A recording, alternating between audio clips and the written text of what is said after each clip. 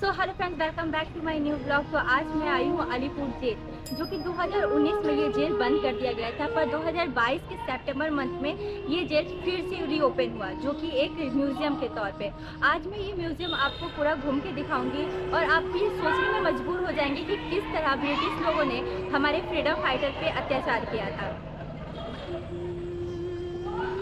Museum के अंदर जाने से पहले आपको टिकट लेना पड़ेगा, तो मैंने टिकट ले लिया है और टिकट का चार्ज है 30 रुपीज़ पर हेड। तो मैं आपको म्यूजियम पूरा अंदर से घूम के दिखाऊंगी, तो चलिए चलते हैं।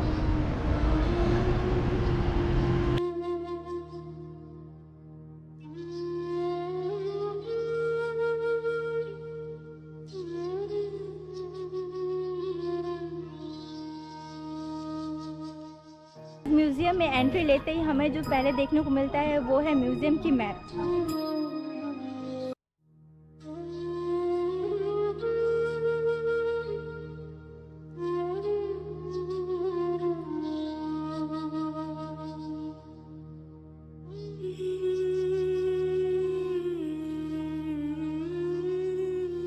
गाइस, अभी आप मेरे पीछे जो ये शहीद मीनार देख रहे हैं, ये उन शहीदों का है जो इन जेलों में रह के बीमारियों से या टॉर्चरों से या फिर फांसियों से मारे गए थे।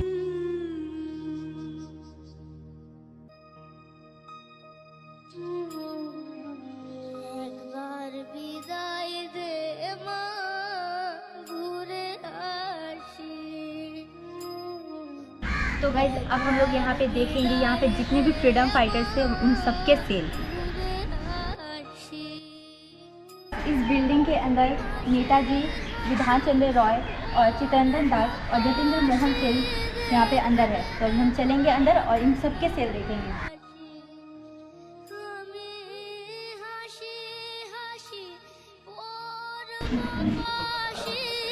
तो गाइस, ये सेल है विधान चंद्र रॉय का, जो वेस्ट बंगाल के सेकंड मुख्यमंत्री थे और ये 1930 से 1931 तक इस जेल में कैद थे।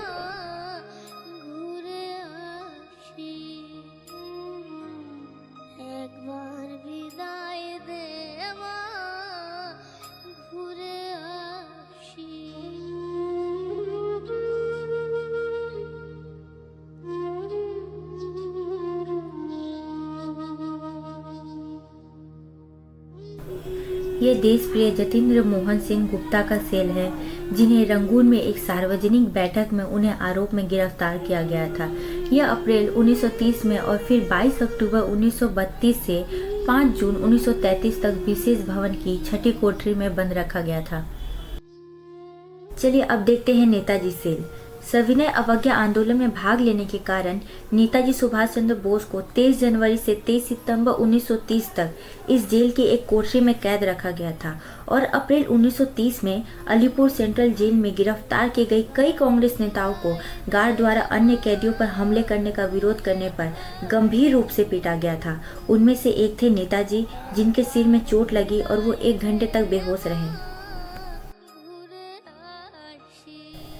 और ये है इस जेल का लॉक सिस्टम, ताकि कोई कैदी इसे खोल के भाग ना सके।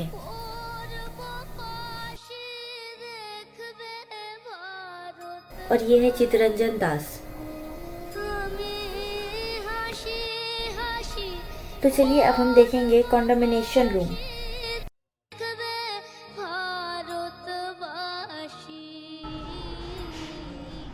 अभी आप जो ये रूम देख रहे हैं, इस रूम में कैदियों को फांसी देने से पहले यहाँ पे 2 दिन पहले यहाँ पे लाके रखा जाता था और ऐसे इसके बगल में बहुत सारे सेल हैं। तो चलिए अब हम दिखाएंगे आगे।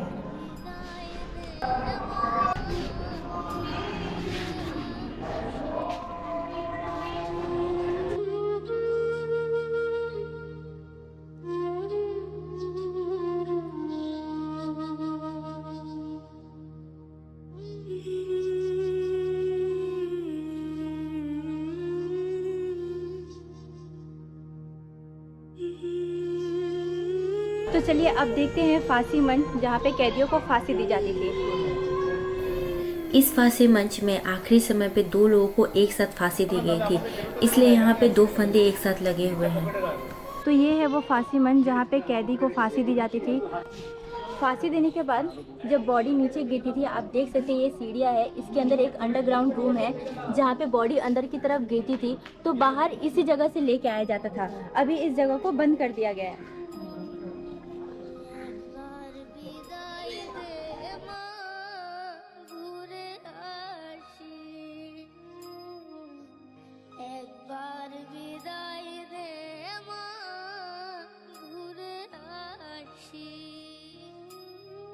फांसी मंच के बिल्कुल सामने ये रूम बनाया हुआ है ताकि यहाँ से कैदी फांसी होने के पूरे प्रोसेस को देख सके और उनके दिल में ये डर बना रहे कि आगे अगर वो कोई गलतियाँ करते हैं तो उन्हें भी ऐसी ही फांसी दी जाएगी। तो अब हम ऑटोप्सी रूम देखेंगे। तो ये है ऑटोप्सी रूम और ये जो आप देख रही है वही जगह है जहाँ पे बॉडी को लाके रखा जाता था और यहीं पे पोस्टमार्टम किया जाता था। और फांसी होने के बावजूद अगर कोई व्यक्ति जिंदा बच जाता तो ब्रिटिश डॉक्टर्स द्वारा उनकी हाथों की नसें और पैरों की नसें काट दी जाती थी और यहीं से उनकी रक्तें बहा करती थी।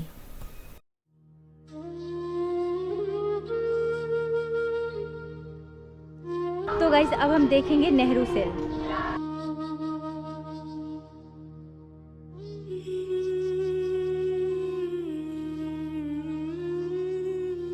नेहरू जी जो भारत के पहले प्रधानमंत्री थे, जवाहरलाल नेहरू को सविनय अवज्ञा आंदोलन में भाग लेने के लिए ब्रिटिश सरकार द्वारा 80 दिनों के लिए 17 फरवरी से 7 मई 1934 के लिए जेल में कैद रखा गया था।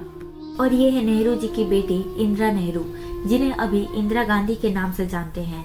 ये अपने पिता नेहरू जी से इस जेल में मिलने आती थी और उनके कोठरी के बाहर आंगन में पेड़ के नीचे बैठते थे और उन्हें बस 20 मिनट की मुलाकात का समय दिया जाता था।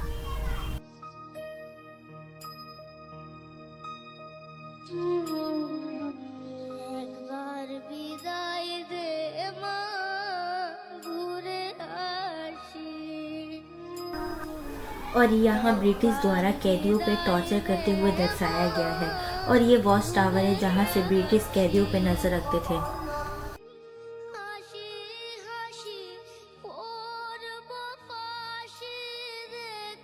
चलिए देखते हैं अब नजरुल सेन।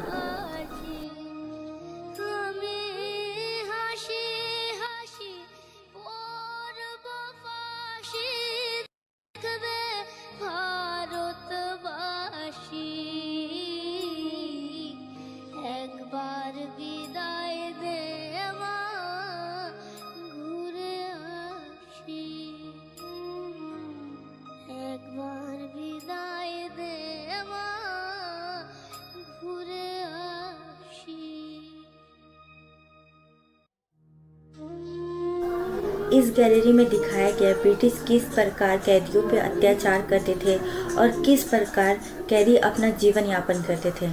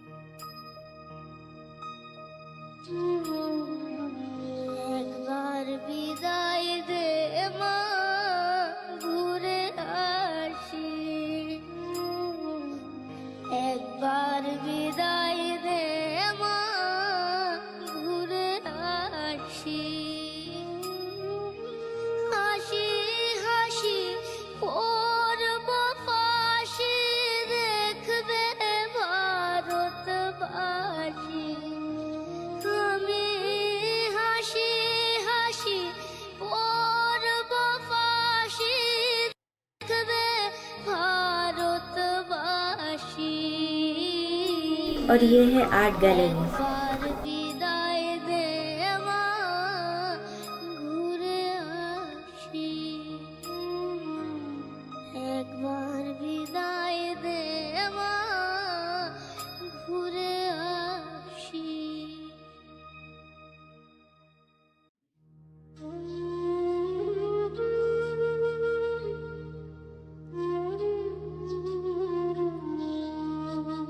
ক্ষুদিরাম ঘোষ এবং প্রফুল্ল চাকী কিংস কোর্টে বোমা মেরে উড়িয়ে দেওয়া